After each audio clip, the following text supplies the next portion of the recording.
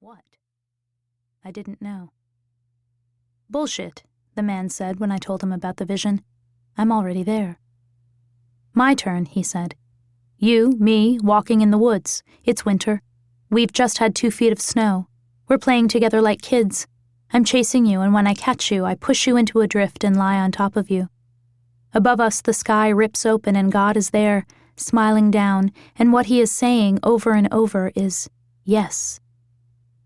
I wish I knew God your way, I said. You will, he said.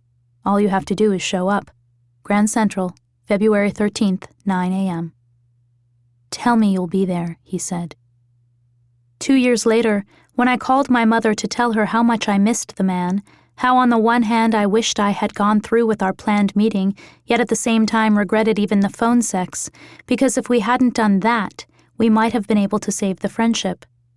When I told her that something inside me was weeping all the time, and that I hoped there would be a literal second coming and consummated kingdom because then the man and I could spend eternity just talking, she said, Wait, phone sex? And I said, I thought I told you. And she said, You told me you had an affair. And I said, No, I didn't. We didn't. Not in that way. And she said, I must have assumed. And I said, I can't believe all this time you've been thinking I went through with it. You might as well have, she said. It's all the same in God's eyes. Decomposition. A primer for promiscuous housewives. 1. Algor mortis. Early post-mortem stage in which the body gradually loses heat to the ambient environment. 2 weeks before Christmas, your husband says, Let's take a walk through Rock City, and you say, Sure, let's. Though at this point, neither of you cares about seeing the enchanted trail with its 20,000 glittering lights. You park at the coffee shop across the street and go in for a cup of Yogi Calm, choosing this flavor not because you're about to kill the man you've been having an affair with, you don't know this yet, but because you think calm sounds nice this time of year, and they're out of the Chinaberry jasmine, and it's too late in the day for caffeine. You skip the lights and walk up Fleetwood, which curves around behind Rock City. It's a clear night, cold enough to see your breath. Your husband is silent. You pass the churning pump shed in the owner's house, a yellow Cape Cod with 4 dormers, 3 identical, the 4th oddly elongated with an arched transom, thinking, as you always do when you pass this house, that the incongruity must make sense from the inside. At the back of the albino deer enclosure, you and your husband pause to look over the stucco wall. None of the deer are out. You take a sip of tea, and it's so hot the skin peels from the roof of your mouth, and it's this sensation you'll come to associate with the moment, after months of lying, you finally decide to answer your husband's question truthfully. You're in love with him, aren't you?